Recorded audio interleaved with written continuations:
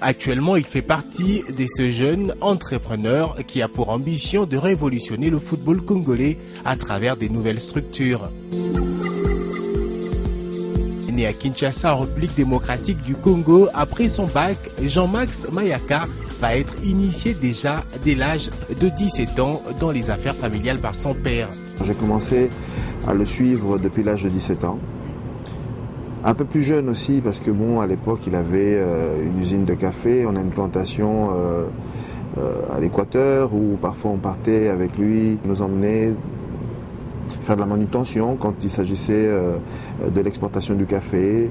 On avait une usine à Kingabwa qui s'appelle Ultracaf et donc après ça je crois qu'on est allé dans les télécoms, et dans les télécoms il y a une société qui était sur le pont Makelele qui s'appelait Oxygène. On était parmi les premiers super dealers, donc c'est nous qui distribuions des cartes à gratter.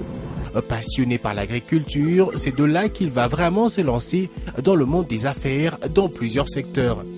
J'ai dû rentrer dans certaines organisations aussi, telles que le Forum francophone des affaires. J'ai assumé le poste de vice-président du comité congolais, qui était dirigé par un grand monsieur, monsieur Ntsele, qui en était le président. Au niveau de l'UCM en Belgique, en tant que membre, on a développé quelques activités aussi liées aussi essentiellement dans les télécoms. Malgré ses multiples occupations au pays et même à l'extérieur de la République démocratique du Congo, Jean-Max Mayaka a toujours un œil attentif à sa famille, comme en témoigne sa fille aînée. Il est gentil, il nous donne tout ce qu'on veut. On est pareil en fait, lui et moi on est pareil, donc je me vois en lui comme lui il se voit en moi. Véritable amoureux du football, c'est au sein du club des Sampé qu'il va se faire connaître du grand public sportif après son élection à Bibois en 2013 à la tête de la coordination de cette équipe. Malheureusement, il ne fera pas long feu à cause des petits problèmes en interne. Je voulais en fait développer plutôt les disciplines subsidiaires, donc j'ai pris la section basket. Mais quand j'ai présenté mon projet, parce que j'avais fait quand même une campagne pour qu'on puisse m'élire, chose qui est tout à fait logique, mais ce n'était pas dans la pratique des Congolais ici. Et donc, en exposant sur mon projet avec différents dirigeants sportifs ici, ils ont jugé mieux que je puisse prendre la coordination de l'équipe de football qui était vraiment, qui avait un sérieux problème au niveau interne. C'est-à-dire qu'il y avait plusieurs conflits que nous avons hérités et c'est de là que tout est parti.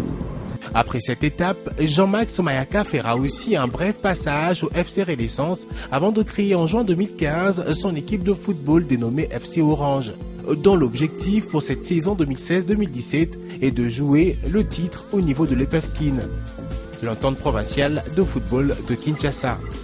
Un objectif, jouer les titres, donc l'ambition c'est de valoriser, former des jeunes, les rendre vraiment opérationnels pour qu'ils puissent émerger du jour au lendemain. Avec tous les moyens qui ont été mis à bord par le président Max Mayaka, donc il y aura moyen d'aller vraiment jusqu'au bout. Après des grandes ambitions, ce nouveau club, qui est une fusion avec Jacques Héritage, affûte déjà ses armes pour affronter la 99e édition de l'entente provinciale de football de la capitale congolaise. Donc, Amamutu Oyo, Azana ba vision na mambabale. Amamutu Oyo, Azana poussa balle ya Congo et kende musika. Donc, et kende ma musika et évoluer. C'est toujours besoin de club où mata. Tout élevé, on passe le biseau, tout bêti moins trop, tout ça peut moins belé, tout ça peut en sorte que on se le connaît fort, tout baya, tout soutenir, biseau passer pour match, ça peut être club au makasi.